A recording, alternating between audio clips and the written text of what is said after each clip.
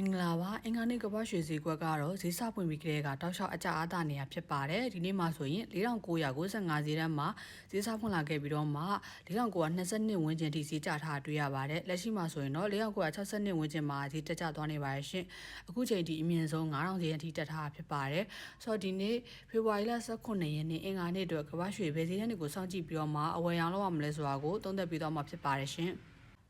်ကဘာရွှေကိုစိတ်ဝင်စားတယ်ဘယ်ကနေစပြီးတော့မှလေ့လာမလဲမသိသေးတဲ့သူတွေအတွက်ပေါ့နော်ပို့ပြစီမှာကဘာရွှေအခြေခံတင်တန်းတက်ရောက်ပြီးမှလေ့လာလို့ရပါတယ်ဒီနောက်မှာဆိုရင် Forex Trading လုပ်ငန်းအကြောင်းနဲ့ကဘာရွှေလုပ်ငန်းအကြောင်းတွေကိုအခြေခံနေစပြီးတော့မှလက်တွေ့ဈေးကွက်အကြောင်းကိုခံမှန်းပြီးတော့မှအယောင်းဝယ်လုပ်နိုင်တဲ့ဒီတစ်ဆင့်ချင်းစီစနစ်တကျလေ့ကျင့်သင်ကြားပေးရဖြစ်ပါတယ်ရှင်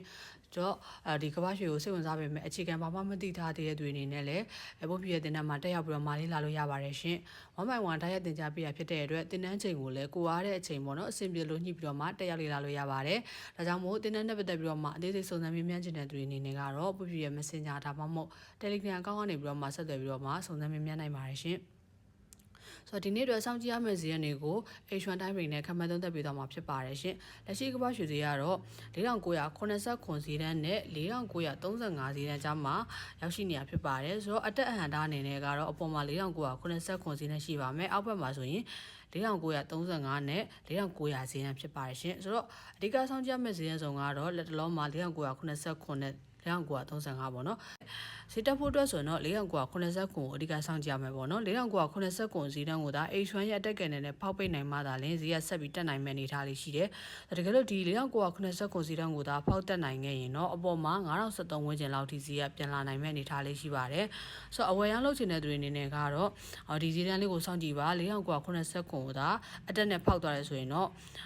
ရေတူအနေနဲ့လိုက်ဝယ်လို့ရမှာဖြစ်ပါတယ်အယောင်းဆောင်ချင်တဲ့သူတွေကတော့အမြင့်ဈေးဖြစ်တဲ့9073ဝန်းကျင်လောက်မှာအယောင်းဆောင်မှာဒီ9073ကိုဒါ H1 ရဲ့အတက်ကန်နဲ့ဖောက်ပြီးတော့မပိတ်နိုင်ခဲ့ဘူးဆိုရင်တော့ဒီ9073ရဲ့အထက်ပေါ့နော်9020ဝန်းကျင်လောက်မှာရောင်းလို့ရမှာဖြစ်ပါတယ်ရှင်9020လေးပေါ့နော်ဒီစုံလောက်မှာရောင်းမယ်ဆိုရင် store lot အနေနဲ့9030ဝန်းကျင်လောက်မှာထားပြီးတော့မှ take profit ကို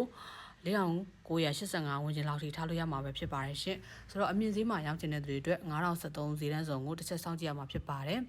ဆိုအဝယ်အတွက်ပေါ့နော်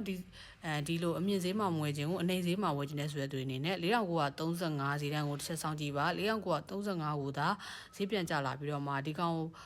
်ထပ်ပြီးတော့မှဖောက်ပြီးမပိတ်နိုင်ခဲ့ဘူးဆိုရင်သူ့ရဲ့အောက်ပေါ့နော်4920ဝန်းကျင်လောက်မှာစောင့်ပြီးတော့မှဝယ်လို့ရမှာဖြစ်ပါတယ်4920ဝန်းကျင်လောက်မှာဝယ်မယ်ဆိုရင် store lot ကိုတော့4915ဝန်းကျင်လောက်မှာထားလို့ရပြီးတော့မှ take profit ကို4955ဝန်းကျင်လောက်မှာထားလို့ရမှာပဲဖြစ်ပါတယ်ရှင်ဆိုတော့အနေဈေးမှာဝယ်ခြင်းလားအမြင့်ဈေးမှာဝယ်ခြင်းလားကိုကဒီဘောနော်စောင့်ကြည့်ရမယ့်ဈေးတွေကိုတခြားစောင့်ကြည့်ပြီးတော့မှအဝယ်ရောင်းလုပ်ရမှာဖြစ်ပါတယ်ရှင်အယောင်းဝယ်လုပ်တဲ့အခါမှာကန်နယ် confirmation လေးတွေကိုတခြားကြည့်ပြီးတော့မှအယောင်းဝယ်ပြုလုပ်စေချင်ပါတယ်order တိုင်းမှာမဖြစ်မနေ TPS ဆက်ထားပြီးတော့မှအယောင်းဝယ်ပြုလုပ်စေချင်ပါတယ်ရှင်ဆိုတော့ကမ္ဘာရွှေဈေးကမနေ့ကလည်းအကျအားသာခဲ့တယ်ဒီနေ့မှာဆိုလည်းမနက်ခင်းပိုင်းမှာတောက်လျှောက်ကျနေတာဖြစ်တဲ့အတွက်ဒီနေ့ရဲ့တနေ့တာကမ္ဘာရွှေအပိတ်သေးတာ4935အောက်မှာပိတ်သွားခဲ့မယ်ဆိုရင်တော့နောက်ရက်တွေမှာလည်းကမ္ဘာရွှေဈေးအကျထပ်ပြီးမြင်ရနိုင်တယ်ပေါ့နော်4800ဝန်းကျင်လောက်ထိမြင်ရနိုင်ခြေရှိပါတယ်တကယ်လို့ဒီနေ့ကမ္ဘာရွှေရဲ့တနေ့တာအပိတ်သေးတာ9073ပေါ့နော်9073ဝန်းကျင်ရဲ့အထက်ကိုဖောက်ပြီးတော့မှပိတ်နိုင်ခဲ့မယ်ဆိုရင်တော့နောက်ရက်မှာ9000ဈေးတဲ့အထက်9060ပေါ့နော်9050ဈေးတဲ့ရဲ့အထက်တွေကိုပြန်မြင်ရနိုင်ခြေရှိပါတယ်ဆိုတော့ဒီနေ့တနေ့တာဘယ်ဈေးထဲမှာပိတ်သွားမလဲဆိုတာစောင့်ကြည့်ပြီးတော့မှနောက်ရက်ဘယ်ဈေးထိတက်နိုင်တယ်ကျနိုင်တယ်ကြိုတင်ပြီးတော့မှခံမှန်းထားလို့ရမှာဖြစ်ပါတယ်ရှင်ဆိုတော့အယောင်းဝင်ပလို့ချင်တဲ့သူတွေအနေနဲ့မိမိရဲ့အကောင့်ထဲမှာရှိတဲ့ deposit ငွေကြေးနဲ့ကန့်ညီမဲ့ lot site ကိုအသုံးပြုပြီးတော့မှအယောင်းဝင်ပလို့စေချင်ပါတယ်ရှင်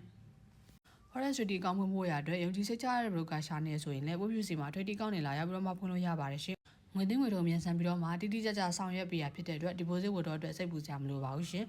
trading ကောင်းနဲ့ပတ်သက်ပြီးတော့မှအသေးစိတ်သိရှိချင်တာပဲဖြစ်ဖြစ်တင်တယောက်ချင်တာပဲဖြစ်ဖြစ်ပေါ့နော်တိုင်ပင်ဆွေးနွေးချင်တာရှိရင်ပွပြရဲ့ Messenger ဒါမှမဟုတ် Telegram အကောင့်ကိုဆက်သွယ်ပြီးတော့မှအသေးစိတ်စုံစမ်းမေးမြန်းလို့ရပါတယ်ရှင်ဗီဒီယိုလေးကိုဆုံးဖြတ်ကြည့်ပေးတဲ့အတွက်အားလုံးကိုကျေးဇူးတင်ပါတယ်ရှင်